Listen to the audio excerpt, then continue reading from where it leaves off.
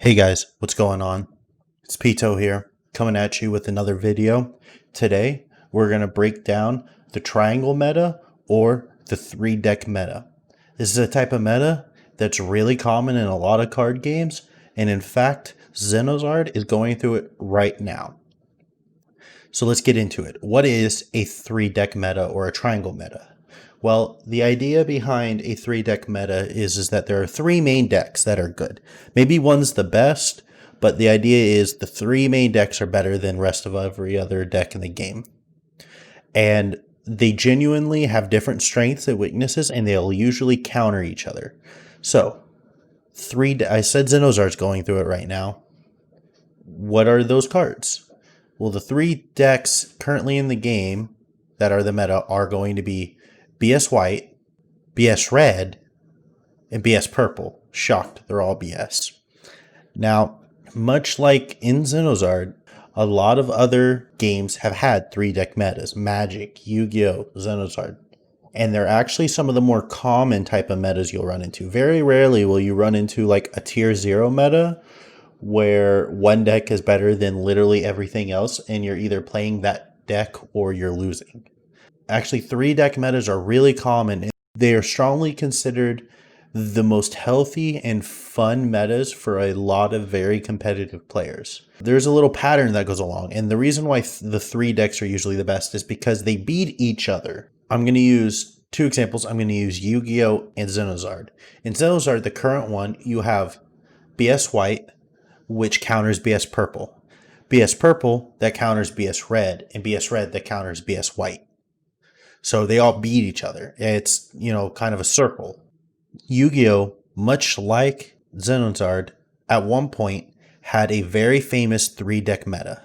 And it was during the release of a set called Duelist Alliance. There were 3 decks: Shadal's, Burning Abyss, and Teller Knights.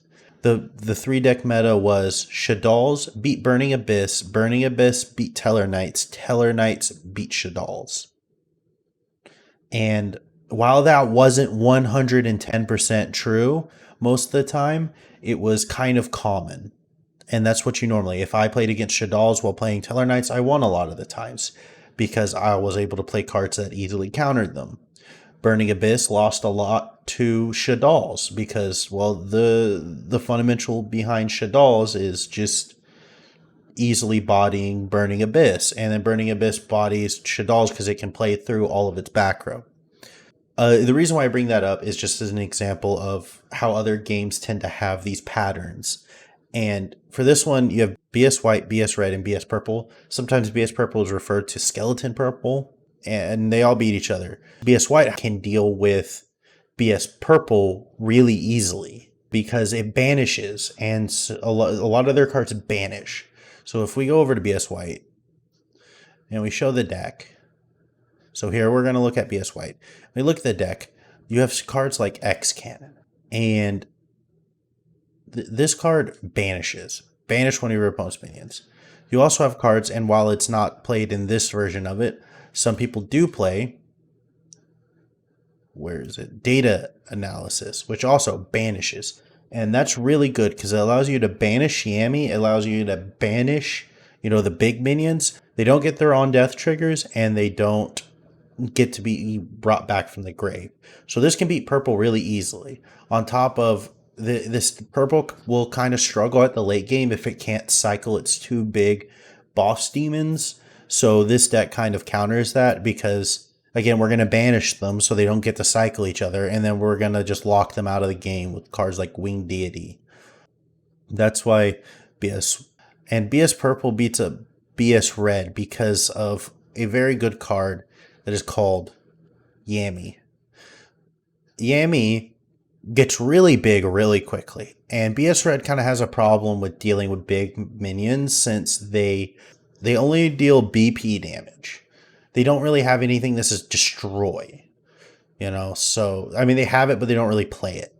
So because of that, Yami gets big. It's really hard for him to for BS Red to remove it, and because of that, it's able to just swing at face for a lot of damage. OTK, BS Red gets out a lot of its BS Red gets out its its minions. It has cards like Destruction and Violet Blaze to deal with the big minions, along with I can't pronounce this, Jane Giant, to deal with the token spam. And then you have Club Skeleton. You just have a lot of removal, which is kind of what you need for BS Red. And it's not damaging removal; it's destruction removal.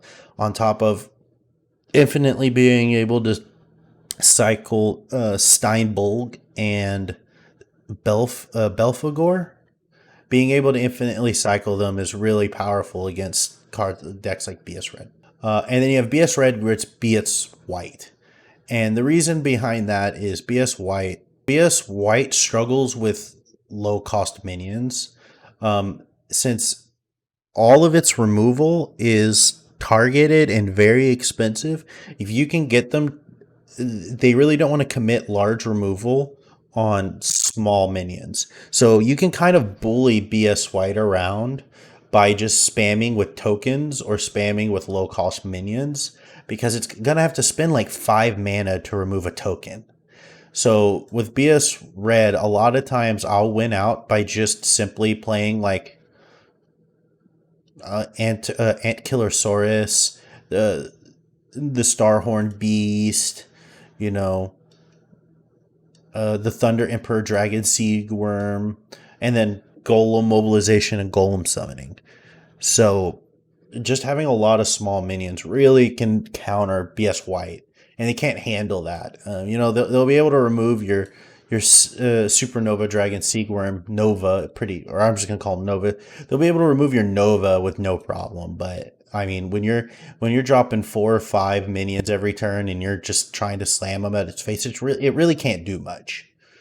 So that's the 3 decks in this game. They form the triangle meta. They counter each other. They're the best decks in the game, and they can beat a lot of the other decks, the tier 2 decks out there, which is why they're considered tier 1. And this was a super short video. I just wanted to point this out and point out the commonality in a lot of card games. And I hope you really enjoyed it. More videos to come. The next one I'm going to be doing is on different types of decks. As you can see here, control, mid-range, aggro, and combo. That's going to be the next video. I hope you enjoy it. Don't forget to like, don't forget to subscribe, and check out my Twitch. It's me, Pito. I've got a link down in the description. Come by. We'll have a good time. Have a good day.